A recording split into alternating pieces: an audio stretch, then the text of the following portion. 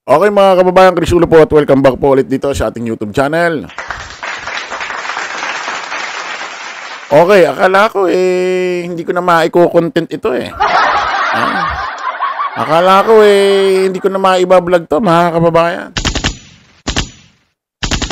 Actually nami-miss ko siya eh. Nami-miss ko tong taong ito. Pakilala natin, dating membro ho ng Dabar Cards. Dati hong membro, host ho ng kilala sikat na noon time show na Itbulaga, walang iba. Mr. Anjo Iliana, palakpakan. Nako mga kababayan, mga ka-analyze ha. Nung napanood ko ho ang bidyong ito, ay nakaramdam ho ako ng lungkot at awa kay Mr. Anjo Iliana. Hindi ko sukat akalain na gagawa siya ng ganitong klaseng video. At makikita ko ang isang Mr. Anjo Iliana na kung saan ay para bang alalang-alala siya sa kanyang sarili. Kasi nung mga nakaraan, alam nyo naman ho, si Anjo Iliana, grabe ang tapang eh. Grabe kung makapagsalita sa Itbulaga. Kay Tito Sen, grabe ho. Kay Jose. At kung kanin-kanino pa, especially nga dyan sa Itbulaga, yung programa na yan, na kung saan ay pinaratangan niya, na meron daw sindikato dyan sa loob. Isipin mo, sindikato. Kasi pag sinabi mo ang Itbulaga may sindikato dyan sa loob, para sinira mo na rin ang Tito Vic and Joey. Kasi ang Itbulaga is Tito Vic and Joey. At Tito Vic and Joey is Itbulaga. Diba? Naalala niyo yung ganyan linyahan? Diba? Parang sinira mo na rin ho yung trademark na Itbulaga. Na kung saan ay pinag-awayan, pinagtalunan at nagkasuhan pa ang Tito Vic and Joey versus sa mga halushos na kung saan ay napatunayan na at halos lahat ho ng desisyon ng korte ay pumabor ho kay Tito Vic and Joey sa Tito Vic and Joey about ho sa trademark na Itbulaga. Palakpakan mga kababayan. Diba? Parang kailan lang nakikipagbunuan ho tayo dyan sa istoryang yan, sa asong yan. Kung paano ipaglalaban ng Itbulaga Tito Vic and Joey sa social media. Ngayon ho ay nakamtam na ho nila ang hustisya at naibalik na talaga ng tuloy-tuloy ang sa kanila, ang trademark na Itbulaga, mga kababayan. So pag sinabi mo ang Itbulaga may sindikato, para mo nang sinira ang Tito Vic and Joey. Ngayon mga kababayan, nagulat ako sa video ito na kung saan si Anjo Iliana, si Mr. Anjo Iliana, ay halos nagmamakaawa sa Itbulaga na kung saan ay patawarin siya.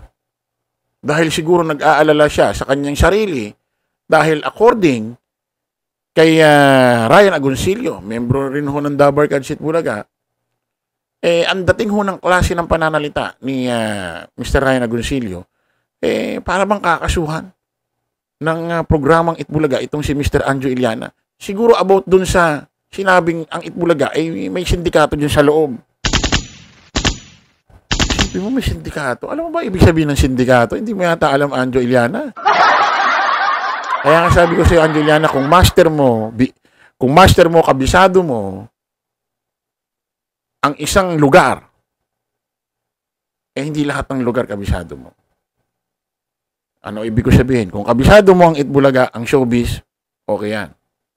Kung hindi mo kabisado ang social media, kung paano ka, alam mo yun, mag-deliver, mag-topic na kung ano, huwag kang padalos-dalos. Pag-aralan mo muna. Isipin mo, Itbulaga may sindikato sa loob. Pag sinabi mag sindikato, ano unang naiisip ninyo? Di ba puro illegal na mga gawain? May mga binibentang ganyan. May mga binibentang ganito. May mga taong ang mga miyembro ay mga taong handang pumaslang. Mga halangang kaluluwa. Di ba? Ganun yung naisasalarawan ng sindikato eh. Di ba? Ganyan ho yung mga napapanood natin sa balita. Kahit sa mga pelikula. Pakinggan nyo si Mr. Anjo Iliana, mga kababayan.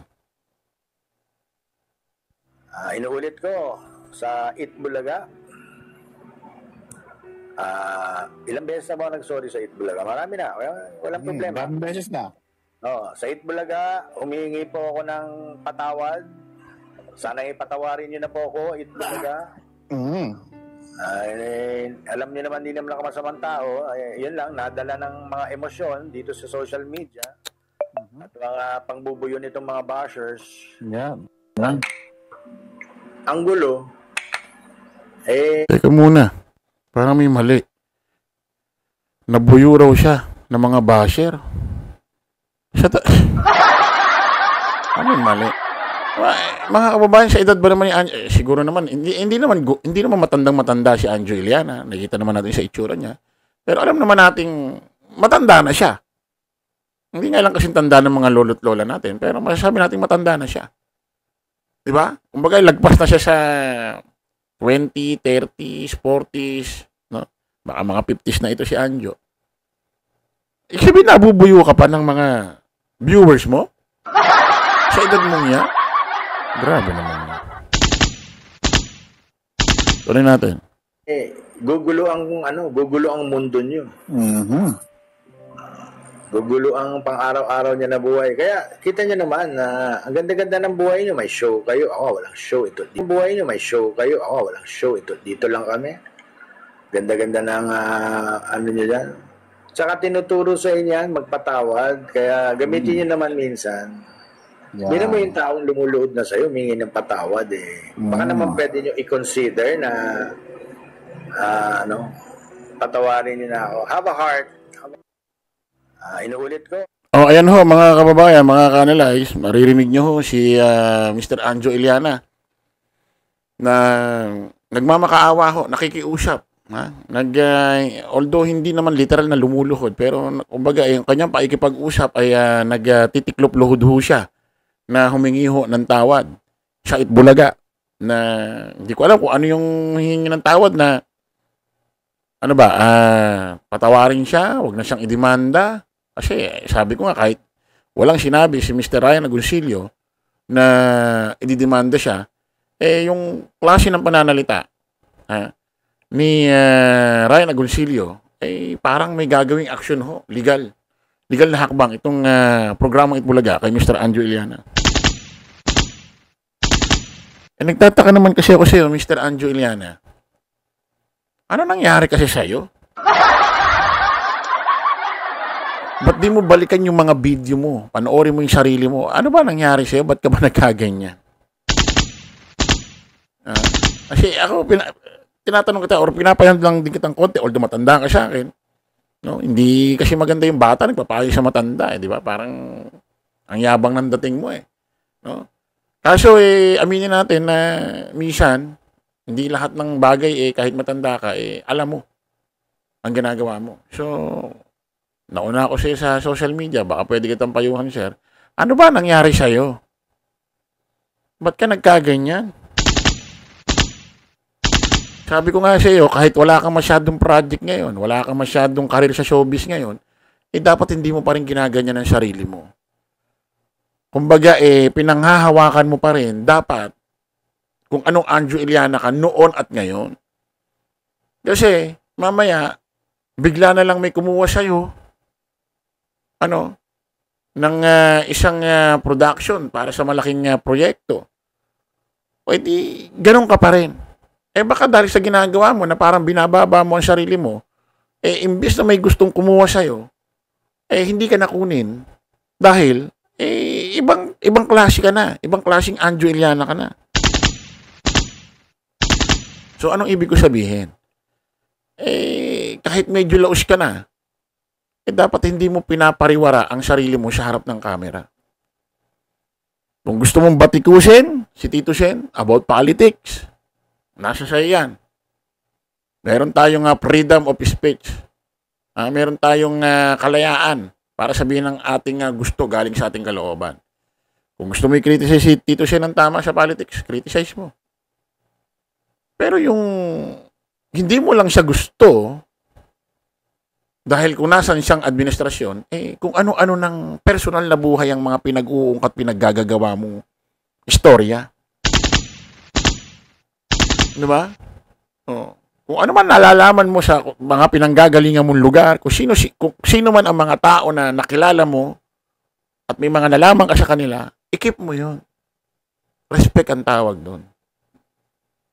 Hindi mo dapat ginagawang pambala yon sa kanila. Kasi ang mga magkakaibigan, naturalmente, minsan talaga may mga nalalaman kayong secret sa isa't isa. Kasi nga, naging magkaibigan kayo eh. Naging magkakilala kayo eh. Ganun lang yun. Pero kung gagamitin mo yung pang-blackmail, mali yan, sir. Pangit ang ugali mo pag ganyan. So, katulad niyan, tignan mo, nakaraan, ang angas-angas mo kung ano ng mga pinagsasasabi mo. Tapos, ngayon, ganyan na mga sinasabi mo. Ay, sino lalabas na katawa-tawa? Sila Tito Sen? Ang Itbulaga? Kaya kung sa akin, bilang tao, sana patawarin ka na lang ang Itbulaga. Lalo na ngayon, magpapasko, mag-New Year. Pagka ganito, panahon ho ng kapatawaran. No? Ako'y dinadalangin ko na sana patawarin ka na lang ng Itbulaga. Kasi, ano ba nangyayari sa'yo? May problema ka ba? Diba? Ba't di mo i-open sa Itbulaga? Ba't di mo i-open sa Tito Vic and Joey? May sorry. Mali, maawa pa sa'yo. Bigyan ka pa ng proyekto. Papasukin ka pa dyan. Diba? Okay mga kababayan, kita-kita ulit tayo sa panibagong vlog. Bye-bye po.